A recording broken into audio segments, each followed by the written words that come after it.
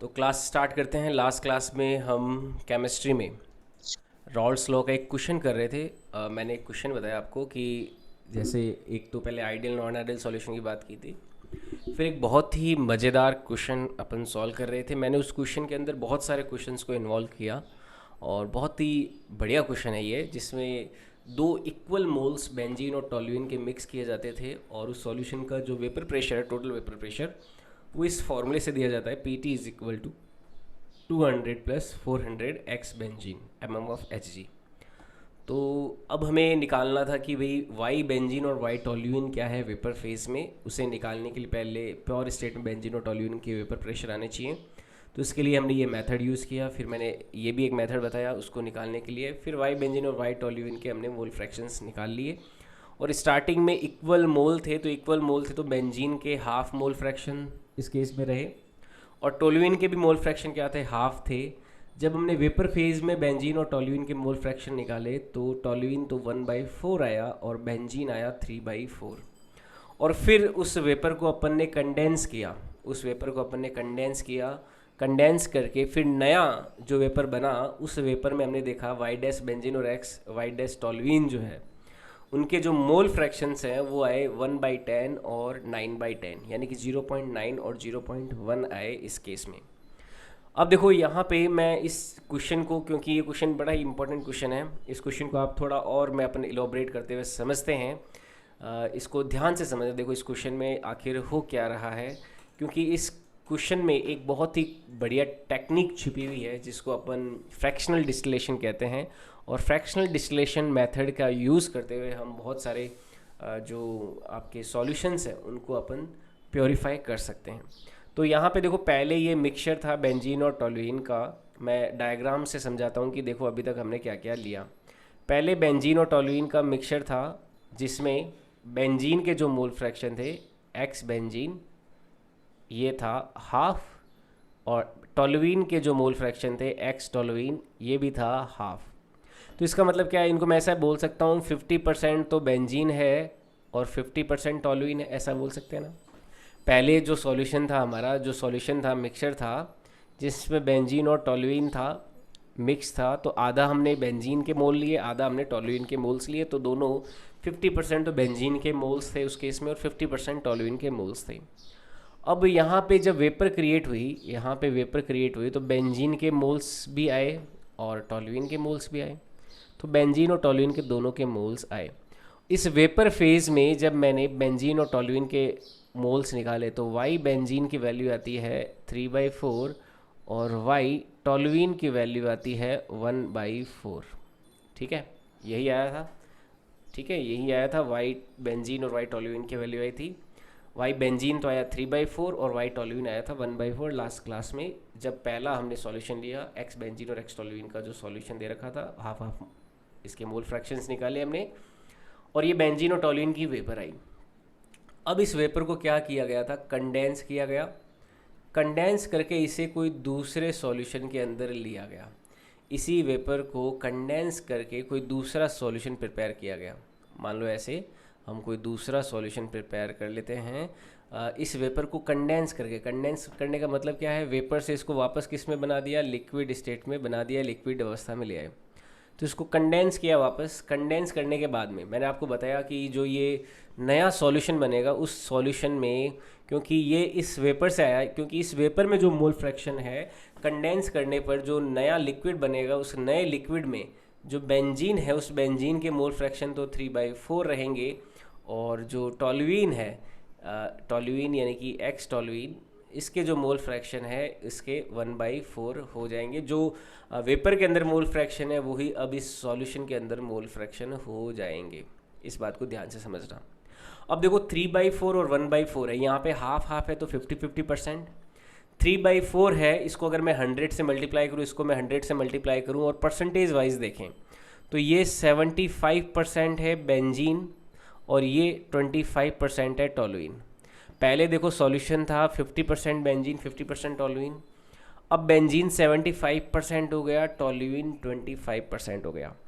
अब फिर हमने यहाँ पे इसकी वेपर को क्रिएट किया, वेपर क्रिएट हुई क्योंकि वॉलेटाइल है दोनों, तो यहाँ पे वेपर आई। उस वेपर में बेंजीन भी है और टोलुइन ही है।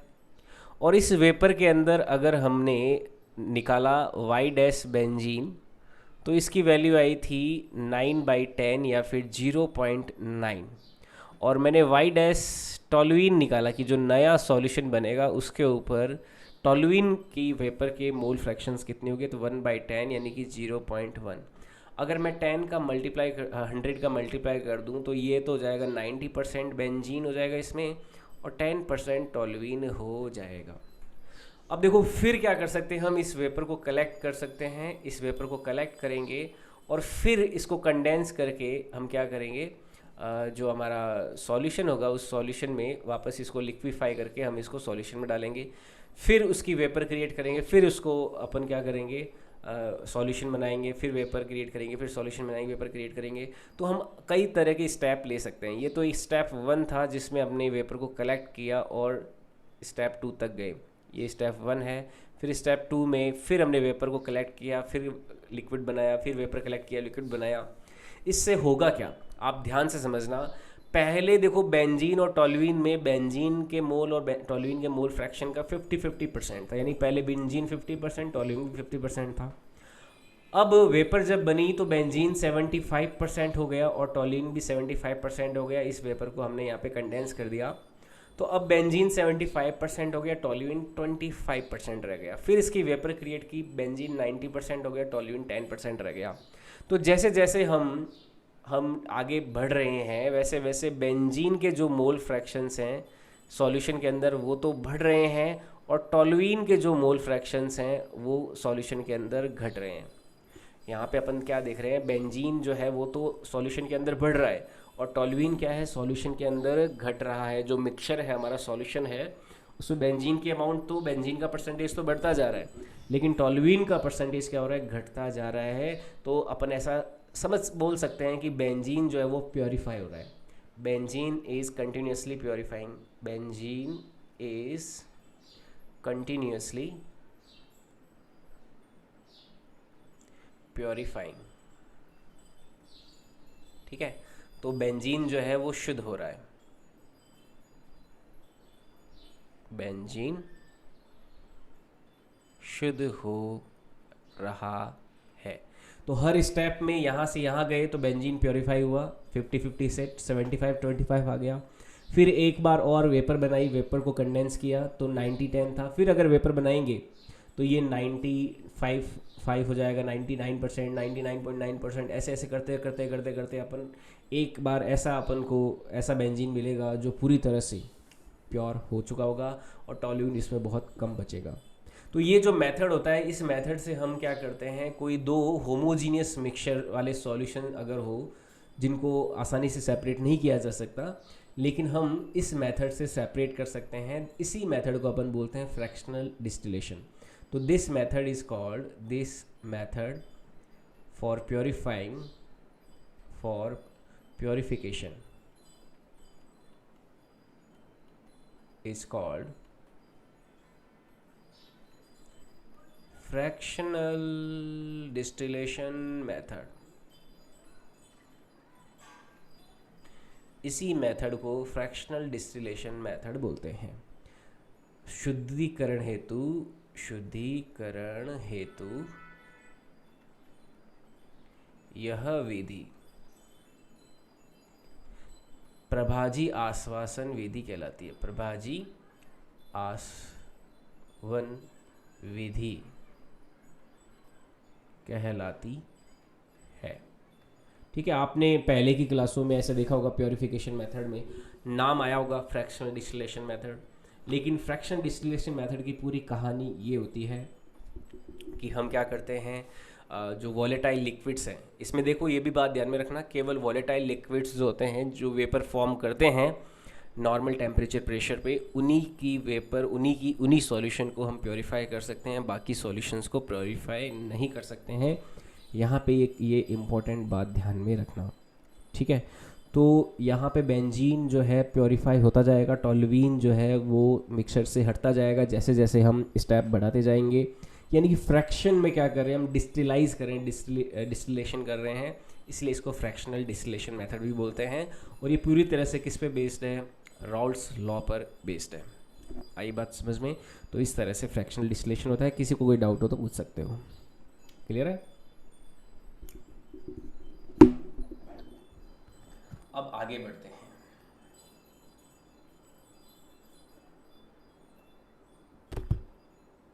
नेक्स्ट लेते हैं, अब राउल्स लॉ को पूरा करने के बाद में आगे बढ़ते हैं अपन। जो सेकंड फेज है इस चैप्टर का वो है कॉलीगेटिव प्रॉपर्टीज़। तो नेक्स्ट लेते हैं अपन कॉलीगेटिव प्रॉपर्टीज़।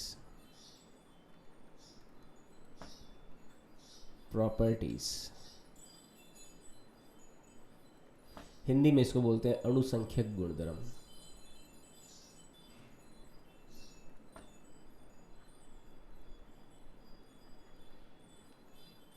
कॉलीगेटिव प्रॉपर्टीज, अणुसंख्यक गुणधर्म।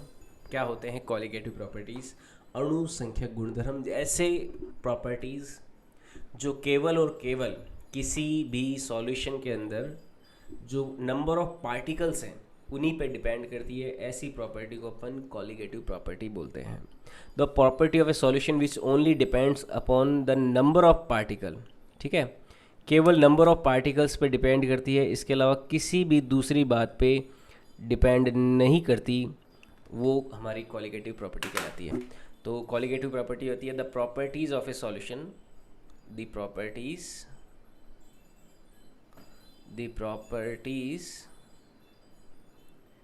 of solution which only depend upon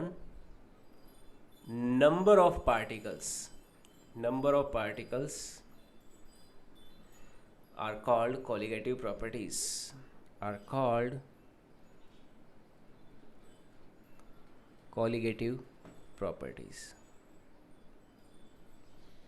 तो ऐसी प्रॉपर्टीज़ को जो केवल सॉल्यूशन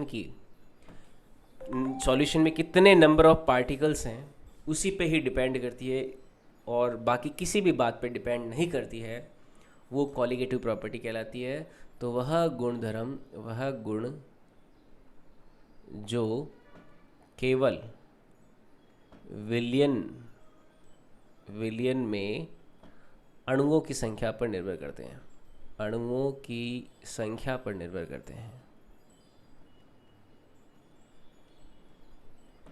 ठीक है, जो केवल और केवल कितनी संख्या में अपने अणु मौजूद है विलियन के अंदर उसी पर निर्भर करते हैं, वे अणुसंख्यक गुणधर्म कहलाते हैं, कॉलीगेटिव प्रॉपर्टीज़ कहलाती है। इन कॉलीगेटिव प्रॉपर्टीज़ में अपन 4 तरह की प्रॉपर्टीज़ जो हैं आगे पढ़ने वाले हैं। 4 तरह की प्रॉपर्टीज़ अपनी रहेगी। ये 4 प्रॉपर्टीज़ देखो कौन कौन सी है। सबसे पहले अपन पढ़ेंगे RLVP, relative lowering in vapour pressure. Relative lowering in vapour pressure. तो RLVP भी इसे बोलते हैं, RLVP इसे हिंदी में बोलेंगे वाष्प दाब में आपेक्षिक अवनमन। वाष्प दाब में आपेक्षिक अवनमन। तो ये होता है RLVP, relative lowering in vapour pressure. दूसरा हम पढ़ेंगे elevation in boiling point. Elevation in boiling point. क्वथनांक में उन्नयन पढ़ेंगे।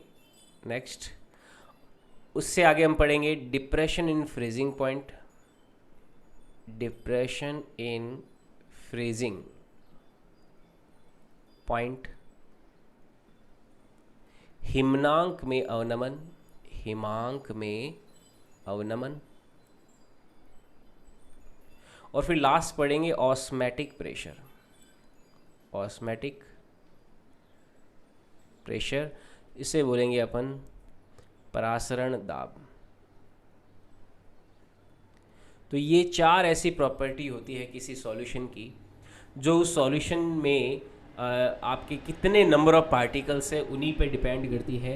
ये चारों प्रॉपर्टीज़ पार्टिकल्स की नेचर पे डिपेंड नहीं करती। ठीक है, जैसे मैं अगर बात करूँ कंडक्टिविटी की, तो कंडक्टिविटी एक कॉलिगेटिव प्रॉपर्टी नहीं है। कंडक्टिविटी मीन्स कि पानी के अंदर मैं अगर इलेक्ट्रिसिटी फ्लो कराना चाहता हूँ तो इलेक्ट्रिसिटी ज़्यादा फ्लो हो रही है, कम फ्लो हो रही है।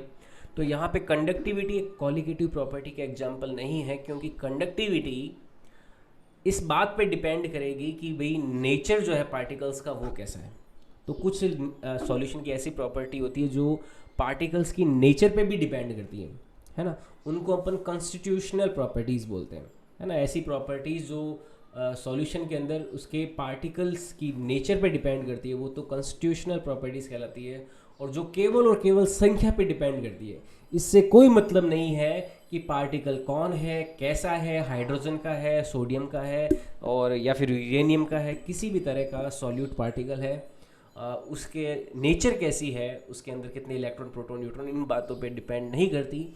केवल और केवल कि कितनी संख्या में आपके जो पार्टिकल्स है वो सॉल्यूशन के अंदर मौजूद है, इसी बात पे डिपेंड करती है। तो ऐसी प्रॉपर्टीज़ को अपन कॉलिगेटिव प्रॉपर्टीज़ बोलते हैं। तो ये पॉइंट ध्यान रखें, बहुत ही special point. The properties which only depend upon the number of particle, upon the number of particles. ये इंपॉर्टेंट पॉइंट है, जो केवल अणुओं की संख्या पर निर्भर करती है, इस बात को ध्यान में रखना। और ऐसी भी प्रॉपर्टीज़ होती है जो संख्या के साथ साथ नेचर ऑफ पार्टिकल्स पे भी डिपेंड करती है ना, कि नेचर कैसा है। तो नेक्स्ट लिखेंगे द प्रॉपर्टीज़। एक पॉइंट ध्यान में रखना, द प्रॉपर्टीज़। वैसे अपन को केवल कॉलिगेटिव प्रॉपर्टी ही पढ़ना है, अपन को कॉन्स्टिट्यूशनल प्रॉपर्टीज़ नहीं पढ़ना इस चैप्टर में। अपन केवल और केवल ये 4 कॉलिगेटिव प्रॉपर्टी ही पढ़ने वाले हैं। लेकिन द प्रॉपर्टीज़, इस चीज़ को ध्यान में रखना है, the properties which depend on nature of particles are called constitutional properties। ठीक है, जो कण की प्रकृति पर निर्भर करती है, वे गुण जो कण की प्रकृति पर निर्भर करती है, वे वैधानिक गुण या फिर कॉन्स्टिट्यूशनल प्रॉपर्टी, आप इससे भी हिंदी वाले भी यही नाम ध्यान रखना, कॉन्स्टिट्यूशनल गुण कहलाते हैं। ठीक है, तो ये नेचर पे डिपेंड करेगी। जैसे इसमें एग्जांपल्स होता है, कंडक्टिविटी हो गया, चालकता हो गया, कंडक्टिविटी हो गया, है ना, चालकता। या फिर रेजिस्टिविटी हो गया कि रेजिस्टेंस कितना है। ठीक है, ये कुछ प्रॉपर्टीज़ होती है जो नेचर ऑफ पार्टिकल्स पे भी डिपेंड करती है, कंडक्टिविटी, रेजिस्टिविटी। या फिर रिफ्रैक्टिव इंडेक्स हो गया, ठीक है, जो अपवर्तनांक है। ये सब किस पे डिपेंड करेगा कि जो मटेरियल है या फिर जो आपका सॉल्यूशन है, उस सॉल्यूशन के अंदर जो पार्टिकल्स है उनकी नेचर कैसी है। तो इन पे डिपेंड करने वाली ये प्रॉपर्टीज़ कॉन्स्टिट्यूशनल प्रॉपर्टीज़ कहलाती है। लेकिन ऐसी प्रॉपर्टीज़ जो नेचर पे डिपेंड ना करके केवल और केवल नंबर ऑफ पार्टिकल्स पे ही डिपेंड करती है, वो क्या कहलाती है, कॉलिगेटिव प्रॉपर्टीज़ कहलाती है। इसमें 4 मेनली हम प्रॉपर्टीज़ पढ़ते हैं। सबसे पहले relative lowering in vapour pressure पढ़ेंगे, फिर एलिवेशन इन बॉइलिंग पॉइंट पढ़ेंगे, फिर डिप्रेशन इन फ्रीजिंग पॉइंट पढ़ेंगे, और फिर हम पढ़ेंगे ऑस्मैटिक प्रेशर। तो ये 4 प्रॉपर्टीज़ एक एक करके अपन को पढ़नी है आने वाली क्लासेस में, तो इन्हें अपन पढ़ेंगे। ठीक है।